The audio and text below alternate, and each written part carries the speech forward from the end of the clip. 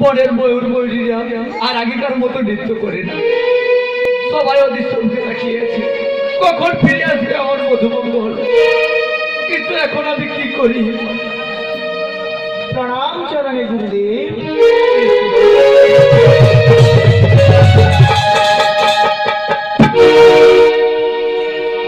হ্যাঁ কৃষ্ণ, বেদ থেকে বেদান্ত তোমরা পাঠদান শিক্ষা শেষ করেছ, এখন তোমাদের গৃহে ফিরে যাওয়ার পালা। আশীর্বাদ করুন গুরুদেব, যেন আমরা গৃহে ফিরে প্রকৃত মানুষ হতে পারি, এই আশীর্বাদ করুন। তবে গৃহে ফিরে যাওয়ার আগে আমাকে গুরু দক্ষিণা দিয়ে যাও কৃষ্ণ। ও, এটা তোমার জানা নেই? না গুরুদেব। গুরুদেবের আশ্রমে শিক্ষাদান করলে গুরুদেবকে যে গুরু দক্ষিণা দিয়ে যেতে হয়। বেশ, বলুন কি আপনার গুরু দক্ষিণা? আগে তুমি সত্য সত্য ত্রিসত্য করবো। কি গুরুদেব, কি এমন দক্ষিণা চাইবি যে আমায় সত্য সত্য ত্রিসত্য করতে হবে? হ্যাঁ কৃষ্ণ, আগে তুমি ত্রিসত্য করো, তারপরে আমি বলবো তোমাকে।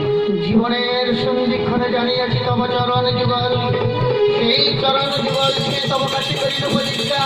হে গুরুদেব, গুরু দক্ষিণা লাগি যাহা কিছু চাইবি তাহাই দিতে বাধ্য রইলাম। বেশ, তবে শোনো, তোমরা যেমন আমার শিষ্য, আমার পুত্র মধুমঙ্গল তেমন আমার ছেলে, কিন্তু তোমরা একে একে চলে গেলে আমি কি নিয়ে থাকবো বলতে পারো কৃষ্ণ? কেন কেন গুরুদেব, আপনি আমাদের ভুলে যাবেন আর আপনার পুত্র মধুমঙ্গলকে নিয়ে সুখে দিন কাটাবেন? কিন্তু তা যে আর হয় না বাবা। কেন হয় না গুরুদেব? কারণ আজকে 3 দিন হলো আমার পুত্র মধুমঙ্গল চুরি হয়ে গেছে। মধুমঙ্গল চুরি হয়ে গেছে? কিন্তু কে চুরি করেছে গুরুদেব? মকরাসুর। মকরাসুর? কিন্তু তাকে কোথায় রেখেছে? করুণালয়।